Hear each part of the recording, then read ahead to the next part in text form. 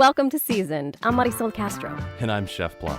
Later in the hour, we'll talk to author and master bartender John deBary about his work at the Restaurant Workers Community Foundation and his book, Drink What You Want, The Subjective Guide to Making Objectively Delicious Cocktails. But first, while your favorite neighborhood restaurant was trying to figure out how to survive on takeout orders and curbside delivery, it's likely business at your local package store was booming. Today, we'll talk more about the business of booze with sommelier and self-described Cork Dork, G. Patel. He owns bottle stop wine and spirit stores in Newtown, Torrington, and Avon. He also owns Valley Discount Wine in Ansonia and Madison Wine Exchange in Madison, Connecticut. We met up with him in a strip mall in the town where I live, Newtown, and we set up a table right outside a bottle stop. And what could be better to drink on a 90-degree day than a cold glass of rosé, or maybe 2 glasses. Coming up, G gives us some recommendations for delicious, affordable bottles, and one even has some bubbles. This is what it takes to get Marisol to come visit me in my hometown, a sparkling rosé. I mean, I told you a girl likes bubbles. But before we get to the rosé, we asked G about how his business has been going during the pandemic.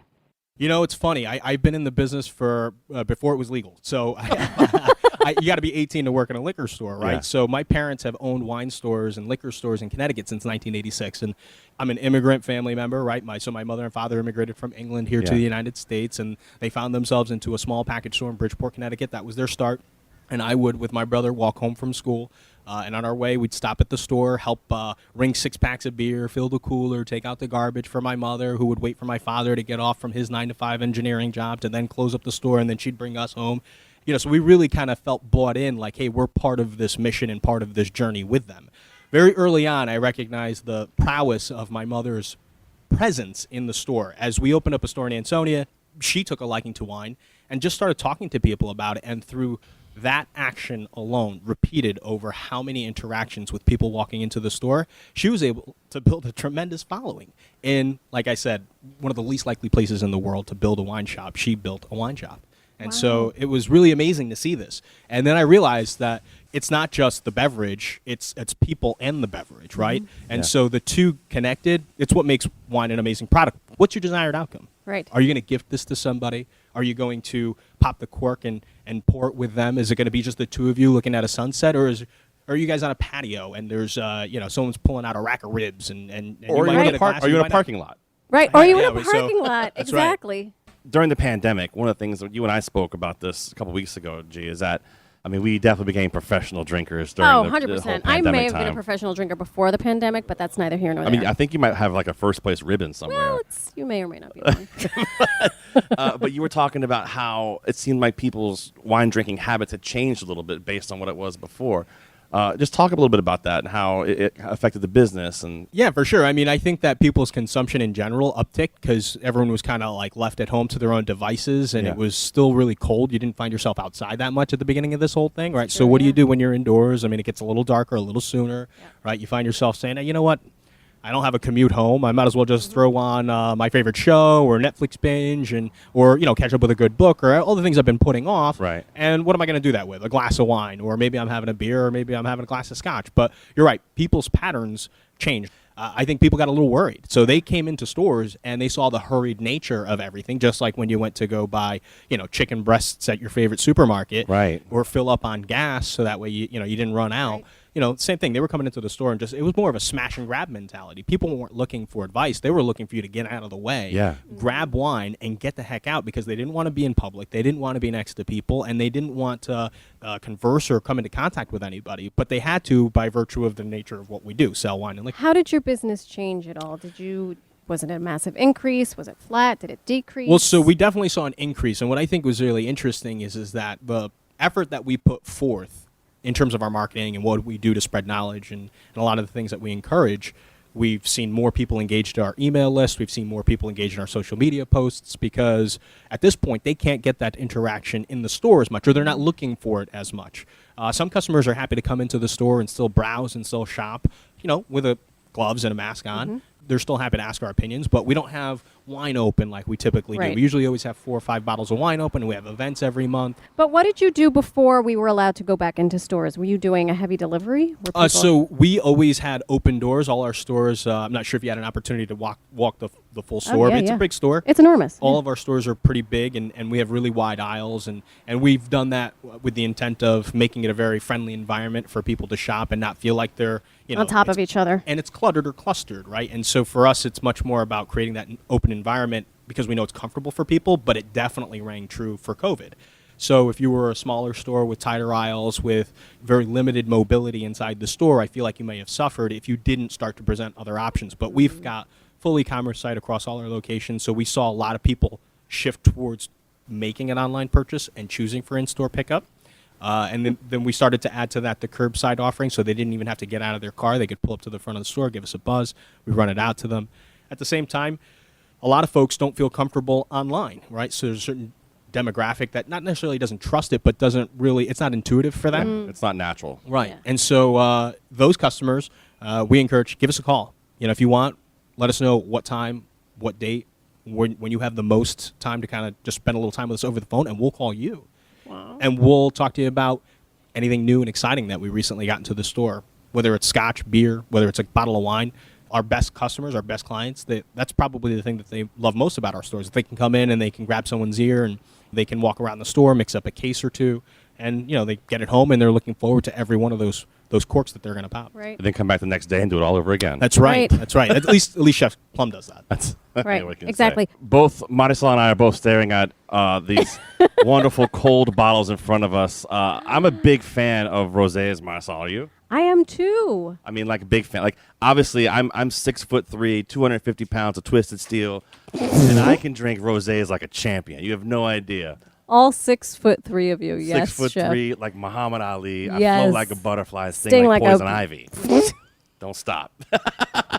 But G's popped the cork here on a bottle for us. Yes. We wanted to make a theme here, right? And so rosé is definitely a hot topic. It's got everyone talking in the wine world. And at this point, I feel like we need to keep talking about quality rosé because all the marketers have gotten into making rosé. So I think it's really important to talk about how much quality rosé exists out there from real producers at valuable price points. But I wanted to pay homage to the motherland of great rosé, and that's Provence. Yeah. Provence. Exactly.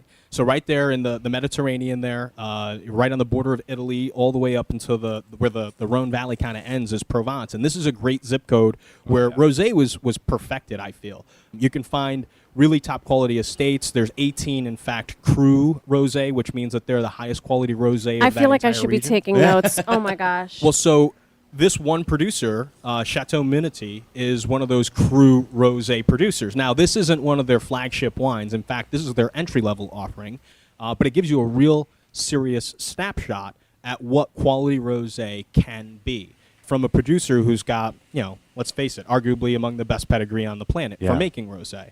So down in this part of the world, they're going to make pink wine from a combination of red wine grapes, and they're going to crush it, and they're going to have very little skin contact with the actual juice. So what happens is you've got these red wine grapes that are bleeding off a white to gray liquid that get very little bit of contact, what we call maceration with the skins, or in this scenario, I think it's more direct press where they crush it. And Which essentially is where the color comes from in a wine, is from the skin of the grape. exactly. So there's pigmentation, color, right, inside of the skin of a red wine grape, and that's where all the color of a red wine would come from. So in essence, if you don't let the juice sit inside that skin, you won't see much color.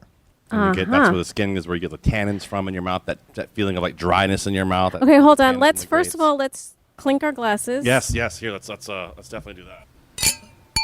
Love it. There we go. Cheers. I love this Salud. rosé. You've given me this one before. I love this rosé. It's So a great bottle. this is a great house, and so I was talking about their pedigree before. You can easily spend $50 on some of the world's best rosés from this part of the world. Do I feel like you need to? No. If you're doing that, great. That's awesome. Go ahead, reach for it. I'll come hang out with you on your patio while you're drinking it any day of the week. This rosé is from one of those pedigreed producers, and they're putting it out for what is, I think, still a very reasonable price point at $20 What is this? a bottle. This is $20. Yep, and so this is M by Minuti. So this is, like I said, their entry-level rosé that I feel like is a great standard bearer for anybody that's trying to get a true understanding of what rosé from that part of the world should be. Okay. Yeah. And so I don't know if you guys have had a chance to stick your beak in the glass, and so anytime you're tasting wine, what you're really trying to do is smell wine, because ultimately your tongue can only really sense 4 things. What do you smell? What do you smell? So in Mom? this, I mean, so I did this in culinary school. I do this all the time. I stick my nose in wine. We talk about it. Like, I mean, I stick my nose in other people's business. yeah, yes, you do. For this, for me, it's a little grapefruity in the background. Is what I get. I get, that mineralistic kind of thing going on. That's a great call. I get and for me, the mineral even comes off almost like it's like riverbed, right? I was so- going to say I riverbed. smell river. Yeah, Yep, exactly. Exactly. That's I the did it weird right? part. I was right? Yeah, 100% right. I feel. 100%. Look here's the thing. You can't be wrong. Really? No. So Can you say that again You so cannot that be wrong. my Say that. children can hear me? Well, I can't. I sway no influence there. But Don't isolate when it comes that. to wine, when you're drinking your bottle of wine, you can tell them mom isn't wrong. Mom is never right. Exactly. Interesting. Okay. So as you're sticking your nose in the glass, what you're gonna smell is gonna be or could be entirely different than what Chef Plummer or I smell. Yeah. And then when I taste this, I get that mineralistic kind of thing in the background. Like for me, it's almost like a wet rock situation. Yeah. But I also get grapefruits, little like white peachish nectarine kind of in the background on that.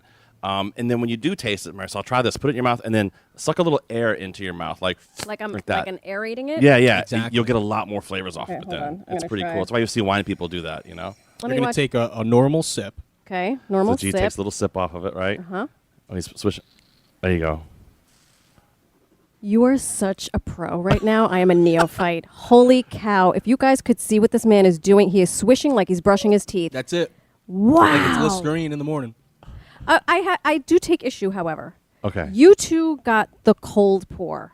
My pour is not cold. Is this blasphemy if I put an ice cube in it? Oh yeah, without question.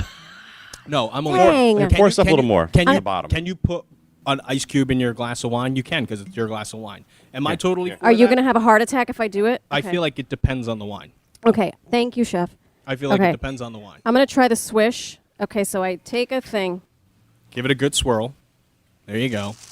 Now you smelt it before you took the sip, right? All right, so you take a sniff. I'd like 3 good sniffs, and then I take 1 really good sip, and then I rifle that sip around to every corner of my mouth, and then I try and bring in a little bit of air while it's in my mouth without choking, and then from there, swallow, and then slowly breathe in and out, and think about the flavors that you're experiencing, the textures that you're experiencing, whether you're getting some acidity in the wine, whether your mouth is watering.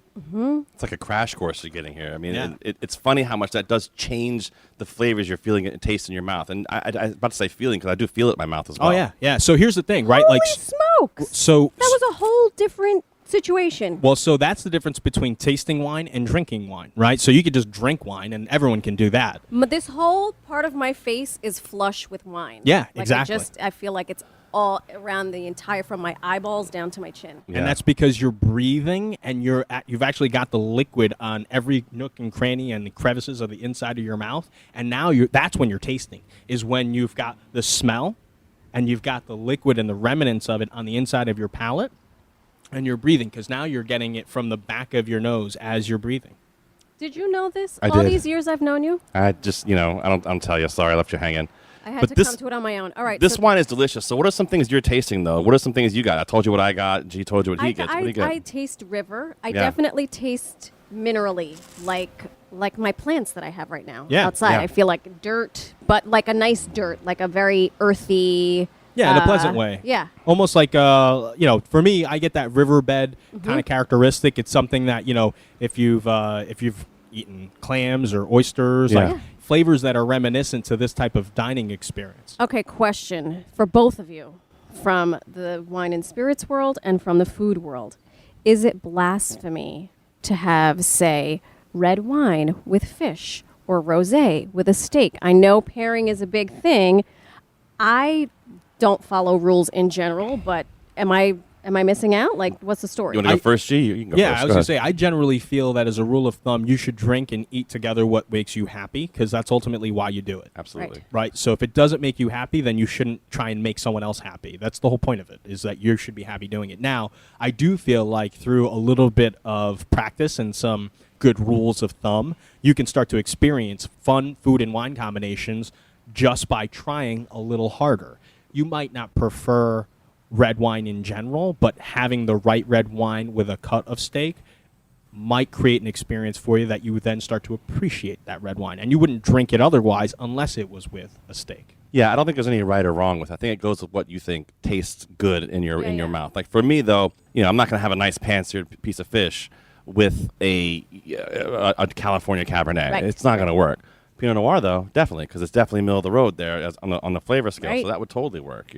Gee, this wine again. What's it called, and how much does it go for? So it's M by Minuti. M by Minuti. I've taken notes. Oh yeah, by the way. by Minuti. And so it's $20 approximately on the shelf. You could find it most wine stores. You can obviously find it in the one that's right behind us, but you can find it in stores throughout the state. Good wine shops should carry it. And in my opinion, I think, like I said, this is a really good way for people to understand very classic flavors. You'll notice that while this wine wasn't short on character, it definitely had an intense being to it on the palate, a presence on the palate. What you'll find is on the second sip, this is a very nuanced wine. Yes. It is. I was just going to say that Right. second sip was very different. It shows impeccable detail. And for me, that's why I enjoy this style from Provence, and I think they do it just about as good, if not better, than anybody else. It's delicious. Do you have a hack for us? What's the quickest way to make a bottle of wine cold? So I'll take a towel, like a dish towel. A mapin, a trapo, yeah. Exactly. Wet that Mapin. down, wrap the bottle with it, and throw it in your freezer. Give it 15 minutes, and you should be good. No kidding. The other way to get it done is, if you don't have a freezer handy, is to get ice cold water, throw a bunch of salt in there, and then bury the bottle inside of it. That's G. Patel from Bottle Stop Wine and Spirits Superstore. We had a parking lot rosé tasting with him outside of his shop in Newtown. Coming up, more great rosé recommendations from G. And later, we'll talk to cocktail expert John deBary. I'm Marisol Castro. And I'm Chef Plum. This is Seasoned. We'll be right back after the break.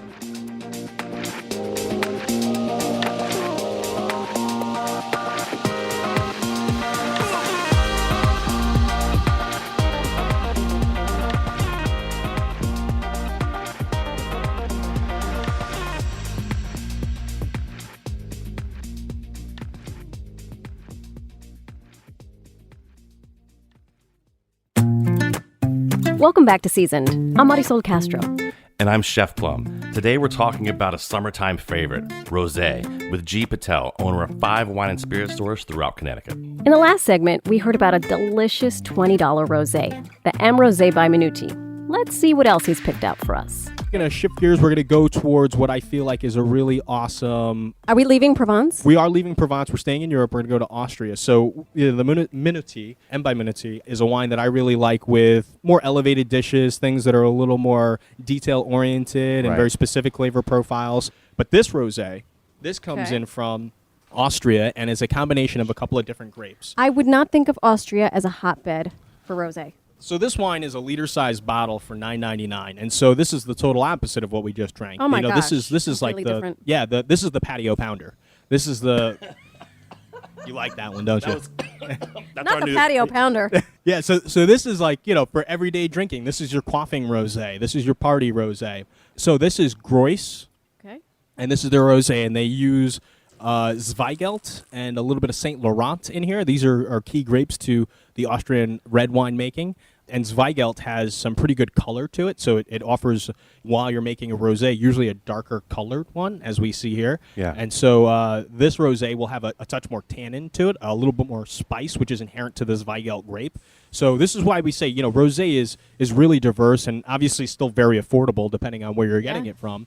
And because the wine world itself has so many regions that you can buy red, white from, a lot of red wine producers are tinkering, knowing that rosé is a hot category, with making great rosé from their zones. And this is a perfect example of a region that's known for having zippy, zesty, bright, aromatic whites, putting out a rosé that can fit the category for people looking for a very versatile style of rosé. The deeper color here, bigger aroma set of spice and darker cherry fruit versus the more delicate flavor sets that you got from the Minuti. This is, I think, a wine that can handle a broader array of food. You could have this wine with burgers. Now, typically... I was going to say lamb burgers, chops. Lamb chops would be great with this. Yeah, I mean I could do it with everything from a really good summer salad, which is, it's cliche. Oh, yeah, rosé and salad, of course. Of course that goes well together. But, don't be afraid to tinker with proteins, right? Like a really spiced up, Cajun rubbed type chicken, or some really good salmon with maybe some mustard influence to it into your salad. Get really crazy. I would make a harissa squid with this because it would go awesome with it. Ooh, You know? I like that. It'd be That really sounds good. amazing. Because you on the nose with this, for me, I get, What do you get? almost a little allspice-ish. I get olives. I can see olives a little bit. As we all put the glasses up to our nose and take a big smell of it, it's kind of funny I to like watch G us says all doing put your it. beak in it. Yeah, put your beak in it. That's right. But That's right, man. Does darker mean better with a rosé? Or So- is it completely subjective and different? I would say it's completely subjective and different. It's going to be dependent on the varietal. It's also going to be dependent on how much skin contact. So to make a red wine, you're talking about weeks to even like a month of skin contact with the grapes and the juice. Most rosés are anywhere from a few hours up to, I don't know, it could be a week on the darkest colored rosés, but I feel like most winemakers are pulling their must off at least 48 hours or before 48 hours. From a few hours up to 48 is, I feel like, where you're going to find the biggest window of most rosé wines. And this wine, I'm not sure how long they left it on the skins, but Zweigelt in general gives a pretty deep colored wine. Yeah. So, you're talking about a few hours. These guys could have done 10 hours, and look at the difference in color. Completely different. Yeah. But so now you're going to get tannin. This is a rosé that you could have with steak, red meat. We were talking about burgers, right? Because tannin and juicy meat work tremendously together. There's something scientific about it. Ask a scientist, because I'm not a scientist. But the two compounds latch onto one another. So as you've got like this really juicy, fatty meat that you're eating, if you have anything that has some tannins to it, the tannin in the wine latches onto it and it like cleans your palate away, and it makes you taste everything just a little more Yeah. vibrantly. That's the beauty of a good food and wine pairing, right? Like Yeah, you yeah. take a bite out of food, you have a sip of wine, and it's like the two work harmony together. It's suddenly, yeah. Last but not least, what is happening with this business? This looks like it has the cork of a champagne or some sort of sparkly situation. So this right here is Massotina's Cuvée Rosé, and this is a really fun example of good bubbly rosé. So there's multiple ways in which you can make a wine pink. The traditional ways is the skin maceration, limited contact, etc. You're not going to like pop this cork? No, on I'm not us? pointing it at you for any other reason. Yeah, I'm going to pour you some. No. This is a sparkling wine that comes in from Veneto. This is a producer that makes famously really good Prosecco, and this is their rosé. I was going to ask if this had its roots in Prosecco. Yep. This producer is a family farm that has been doing it for a couple hundred years at this point. I think that their Prosecco is outstanding. It's a very reasonably priced one. But this happens to be their rosé. And so what I was saying about how you make rosé, there's kind of like a cheater method that's really kind of frowned upon in every part of the world, and that's mixing your red wine with your white wine.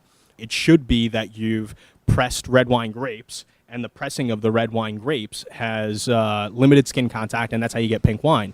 Well, the only place that it's really viewed as being a great way to make pink wine is in bubbly. And really, in Champagne, it was kind of perfected because they've done a great job with it there. Other regions around the world that have become known for sparkling wine have started to adopt that same philosophy. And this is one really good example of a producer making pink wine that's sparkling by blending both red and white wine grapes. So Prosecco, the key grape, the quality grape to it is called Galera, known for having really good like stone fruit, peachy, apricot-y flavors, could have some really good apple, citrus undertones, sometimes a touch of minerality depending on where the grapes are grown. Mm-hmm. What they did here was they've kept this wine a majority of Galera, but then they've blended in Pinot Noir and Robusto.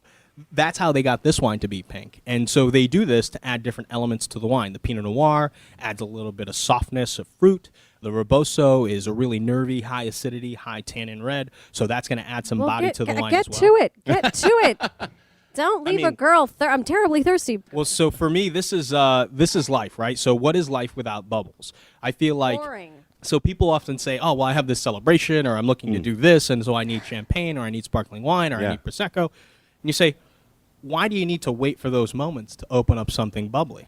Do I put my beak in this? Because it makes my nose itchy. All right, so when I say put your beak into it, what I mean by that is don't be afraid to stick your nose into a glass. I see so many people that try and do like the 10-inch method, like they've got the glass 10 inches from their face and they think they're smelling the wine. And you might get some aroma, but I feel like the real sweet spot is right up in between your upper lip and the where your nose starts, and about 3 to 4 inches away from that. I think that in that window is where you really get the best range of flavors. I smelled the floors I did when I renovated my house 1,000 years ago. Wow, is that a good thing? Well, the marriage was not a good thing, but the floors were fantastic. Well, so then I would say that we're already off to a good start here.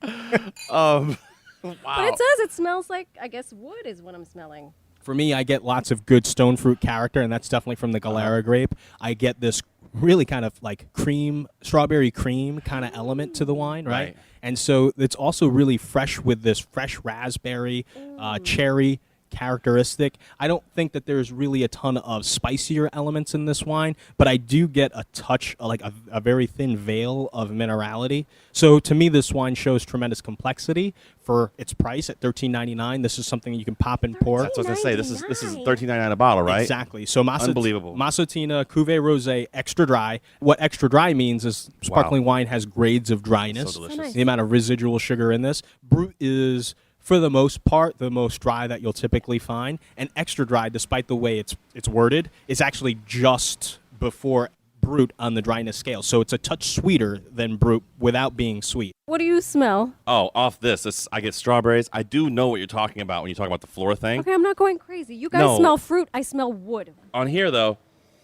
I nose deep in it. I get the stone fruits. I kind of get that nectarine thing in the background. I feel the strawberries more in the mouth when I taste it, but I can smell them now that I've tasted it. It's funny because if you smell it and put it on your beak, or like that you guys have been saying, and then drink it and then smell it again, you might smell different things. Yeah, you absolutely. might get more aromas into your nose. I'm sure. That's always the case. So a good wine should evolve, right? And so as you're having a glass of it, you're opens up, right? Exactly. And you yourself, you become used to the more assertive and upfront flavors. And as your palate kind of catches up to the loudest flavors in the wine, you start to experience and understand better the more delicate and understated flavors of a wine. Maybe a if there little green are apple? any in the wine. Gee, these are fantastic. I just want to walk through one more time so people know what we're tasting here.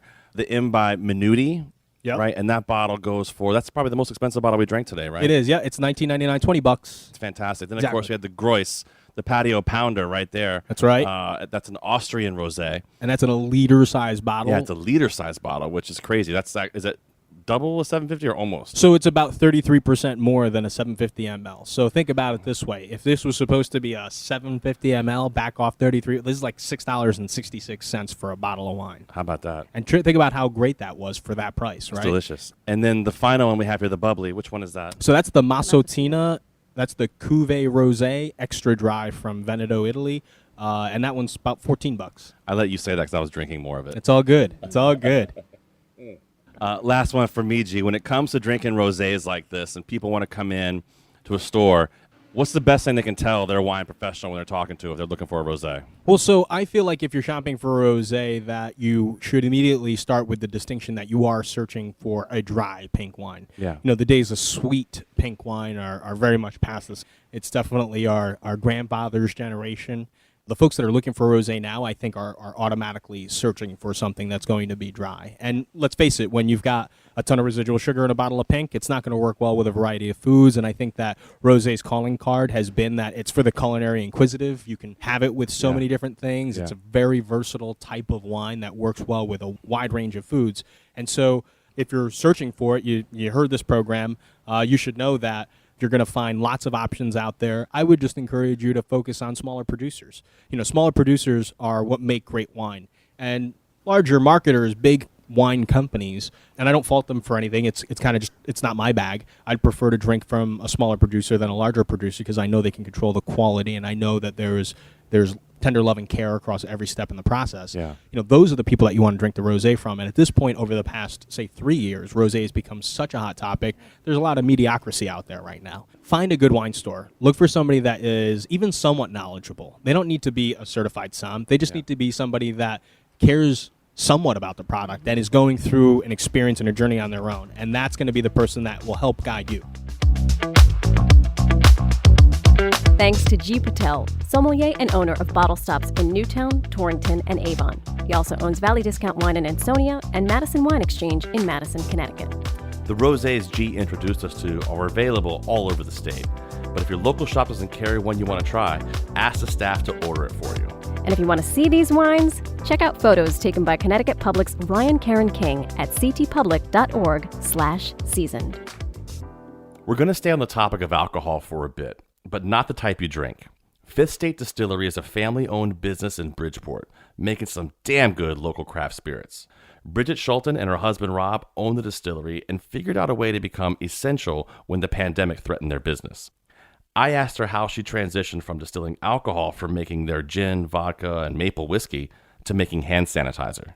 It was about March 10th, and we pivoted almost instantly to learn how to make it, get the FDA formulation for it, and get more product, more corn in to distill. And instead of turning into something yummy and drinkable, we turned it into hand sanitizer. How difficult is it to transition from doing, what you guys normally do to a sanitizer? I got to imagine it's not crazy different, is it? No, it's not crazy different. So we distill every day our corn to make ethanol.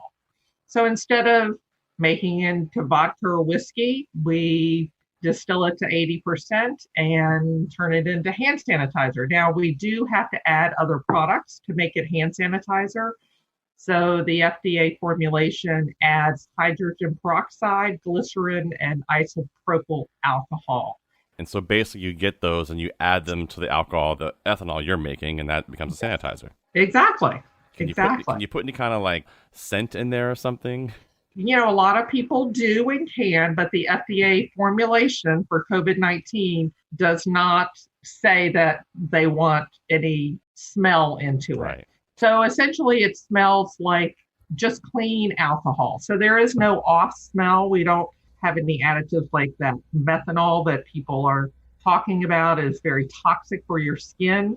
Ours is a beverage grade ethanol versus an industrial grade, which is what they use for gasoline. So ours just has a nice, fresh alcohol smell that goes away in the 10 seconds that you rub your hands together. Now, what's the response been to you guys? I mean, here locally, I got to imagine people are really getting behind you. They very much are. And, it's been good for us in that we've met a lot of new people who didn't even know we were around. We've supplied the Postal Service, the police departments, hospitals, many nonprofits, and then just the general public. And they've all been very receptive and happy that we were here because for a long time, there was no product available. I mean, it was scary there for a little bit. You couldn't find any of that stuff anywhere. It was really scary. And, we had the police chief in Hartford coming down and buying from us. Wow. People were afraid, and nurses and doctors, even if the hospital wasn't buying it, they wanted it for themselves and their families. So it was really, heartwarming to be able to do something because we thought we were going to be closing our doors, just like many restaurants, because, our spirits business is down like 85%. It's certainly picking back up. We won't really see a huge bump until, I want to say, when people feel like they're more back to normal.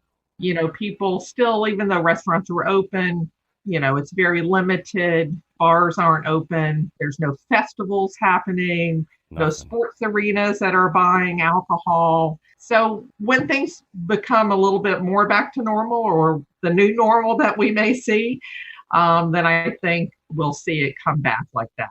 We're still doing the hand sanitizer. We have the ability to do it through the end of the year. The FDA allowed a lot of things during COVID. Right. So hopefully that's a line of business that'll just be added to us in the future. That was Bridget Schulten. Bridget, along with her husband Rob, own Fifth State Distillery in Bridgeport, Connecticut. Coming up, John deBary, co-founder of the Restaurant Workers Community Foundation and the author of Drink What You Want, the subjective guide to making objectively delicious cocktails. And it also shows how you can switch through spirits, like if you want to use Japanese whiskey or if you want to use rum, you can do these simple ingredient swaps and change nothing else about the drink and get a very different outcome. Stay with us. This is Seasoned.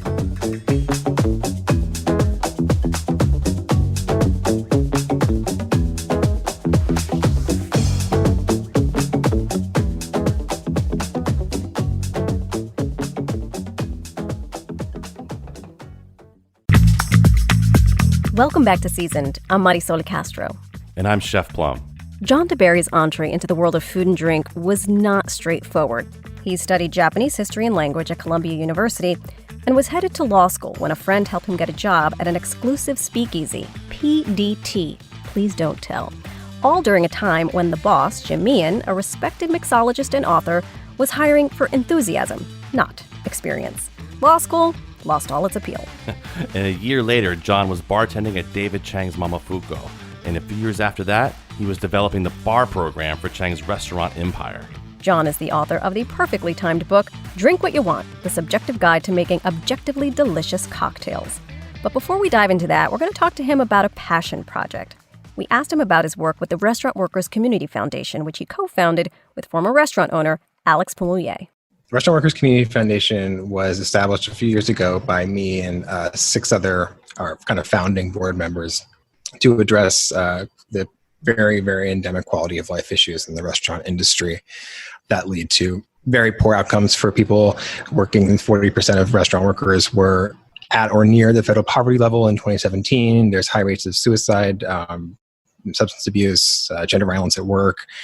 So, we were basically people in the restaurant industry. Also, my husband is a philanthropic advisor, and he's on the founding board. We got together to try to do something about it. It was sort of like a reaction a bit to the 2016 election and trying to sort of firewall the vulnerable members of the restaurant worker community against, potential erosion of rights and quality of life. 2019, we saw a little bit bigger budget. We raised about $40,000, which is $10,000 above our goal that we had set out.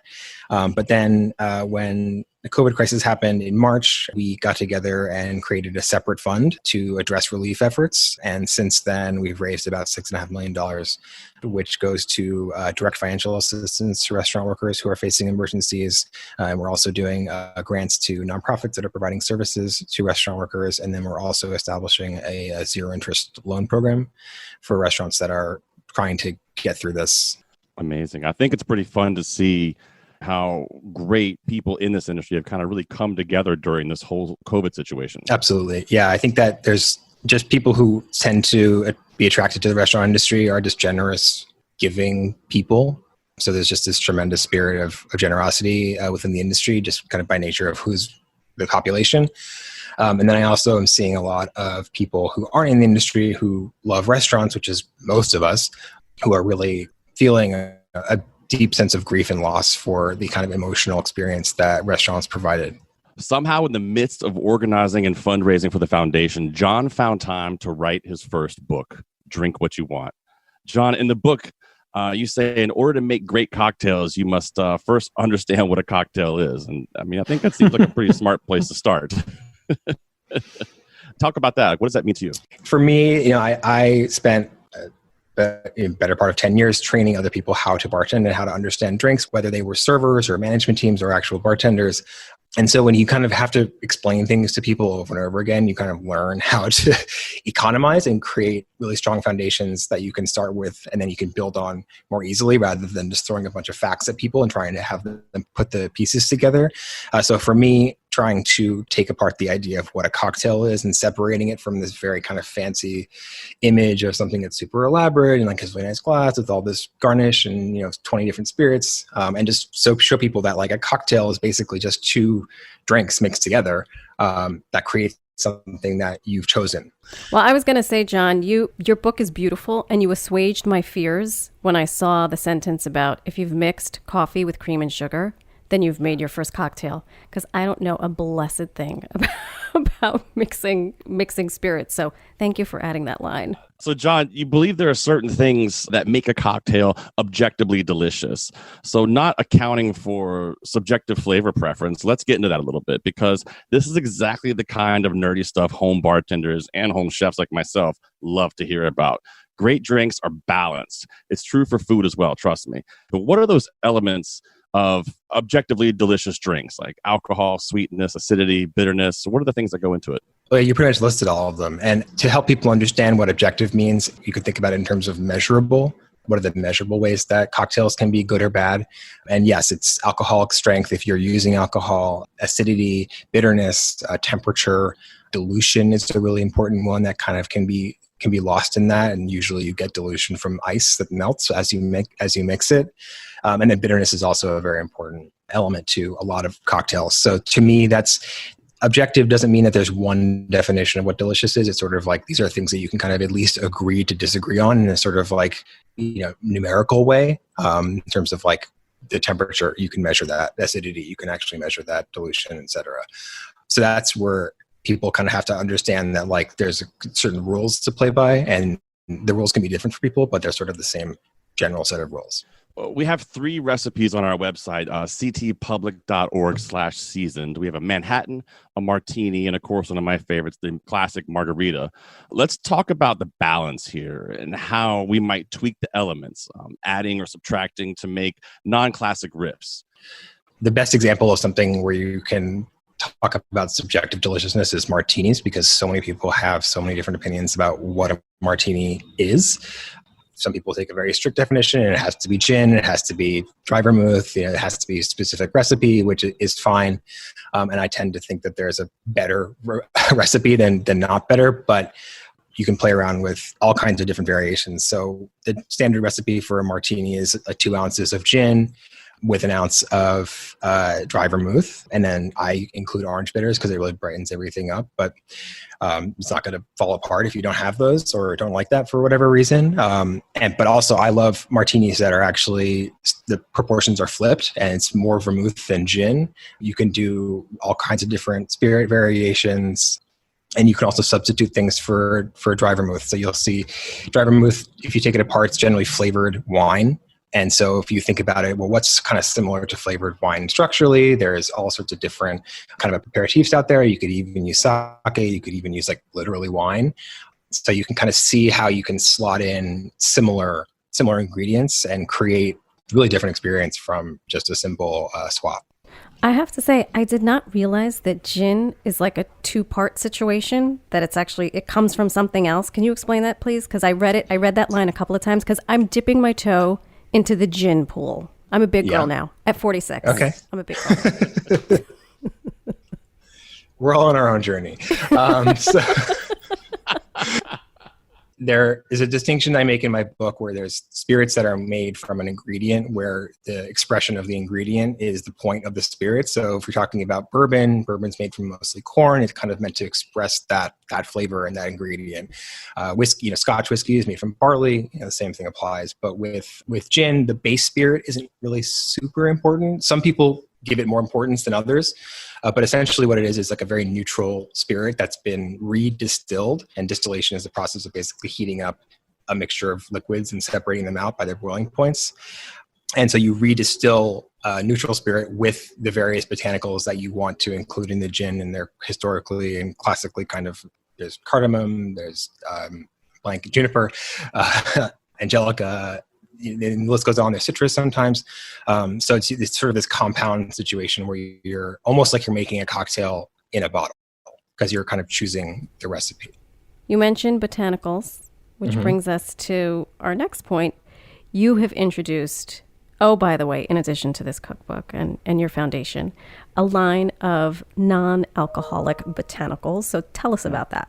So, and funny story, I'm actually also doing a dry 2020. I always do like a restriction every year of something, like I'll choose not to consume a certain thing. And this year was alcohol. And I'm wondering if that was like a really brilliant choice or like a really bad one. I still haven't made up my mind. The sheer irony in that.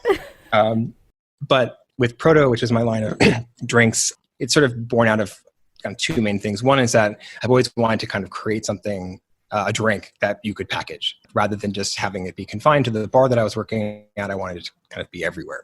And then I don't remember when it exactly happened, but I just always kind of had it in my head that non-alcoholic drinks were this kind of uncharted territory for bartenders and very overlooked. And traditionally have been just very sweet or kind of bland or boring. It's really different now than it was even like 2 years ago. But to me, the kind of true test of a person who can create a cocktail recipe is if you can create something that is delicious and sophisticated on the same level as something that contains alcohol. So I used to work for Food and Wine magazine editing their cocktail book. I was really into the mocktail chapter, which is what they called it. I also have a chapter in my book of non-alcoholic cocktails, which to me felt very natural, but I think people were kind of surprised by, which is sort of nice.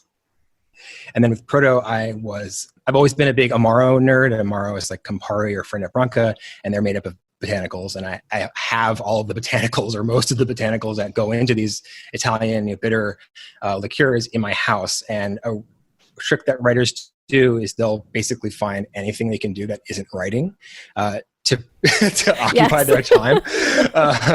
And so, I just kind of was monkeying around with like just infusing these botanicals like hibiscus, gentian, Chinese rhubarb, chamomile into water in kind of a cold brew sort of style, and then blending them together to make a drink to taste the way that I wanted to. And I came up with 2 kind of recipes so far. The Rivington Spritz, which has hibiscus, chamomile, strawberry, and champagne vinegar. And then Ludlow Red, got a whole host of things. It's blackberry, black pepper, roasted dandelion root, and fig vinegar, along with chrysanthemum, honeysuckle, a bunch of other flowers. They're named after streets in the Lower East Side, which is where I live, so I wanted to keep it kind of semi-local. I wonder, what does John deBary have in his home bar? Because I've got like the most basic stuff. Oh, wow. What do you have? It's probably worse than you can imagine. Right now, I have maybe a bottle of tequila and like half a bottle of Irish whiskey. And that's about it. Because I do not believe you. Plum, do you believe this? He's a restaurant guy. Absolutely, I believe him. It's bourbon and it's tequila. Like, you think that restaurant people have these like elaborate things at home, and it's like the last thing. Yeah, that's about it. Because I'm doing a dry 2020, so anytime I ever buy alcohol, I mean, my husband is not doing dry 2020, so he's doing all he's drinking for both of you. Basically. So if you showed up at my drawer right now, I'd probably make you a tequila highball, because I have some really nice tequila in my cabinet called Siete Leguas. It just goes great with everything. So I would fall back on that, but maybe I could throw some other stuff together. I could try and make something like a margarita. I'll take one of those. Marisol, do you want one of those too? We could just do those. Those are fine. I will totally take one of those. Yeah. And real quick, mezcal, I feel like is having a moment. Is that just the perceived layman's observation, or is it really a thing? Yeah. Like the craft spirits boom of the past, probably started about 15 years ago, but it really picked up speed in the last 10 to 5. I've seen a lot of interest in finding very, I don't want to say obscure because they're not obscure, but previously unknown to many Americans, spirits from around the world. And mezcal is the category of like agave spirits from Mexico. That's sort of a broader category, and tequila is actually a subset of it. And it's not super approachable from an American palate, I have to say. It's sort of more of a learned thing, and I'm really happy that more people are embracing it because it's so delicious and interesting and unique. But it does have a kind of smoky vegetal thing going on, which can be like a little bit shocking at first, but I think it's definitely worth it because it actually, tequila and mezcal kind of remind me the most of wine of any spirit, because where they grow and how you're growing the plant has a really big impact on the taste of it, setting aside even just the way you're distilling the product. So it's a really like very interesting and complex thing that transmits a lot of information about where it's made to the drinker. Great to pair with food as well. Yeah, absolutely. John deBary is co-founder of the Restaurant Workers Community Foundation and the author of Drink What You Want, the subjective guide to making objectively delicious cocktails. But if cocktails aren't your thing, he's also the creator of Proto, a line of non-alcoholic botanical drinks. Find links and information on John's book, along with 3 classic delicious cocktail recipes on our website, ctpublic.org/seasoned. Before we go, listeners, we are up to our eyeballs in ears of corn, that is. And we want to share your original recipes for fresh local corn with us. Yeah, that was a bad joke, but I see what you did there. Listen, if we pick your recipe, you'll win bragging rights and the chance to participate in a cook-along with me on Zoom. Visit ctpublic.org/seasoned for details and rules. And Marisol, you still can't enter. I'm sorry. It's not fair. I'm going to enter under an alias, Plum. So there. For now, I'm still Marisol Castro. And I'm Chef Plum. Seasoned is produced by Robin Doyan-Aiken and Katie Tolarski. Thanks for listening.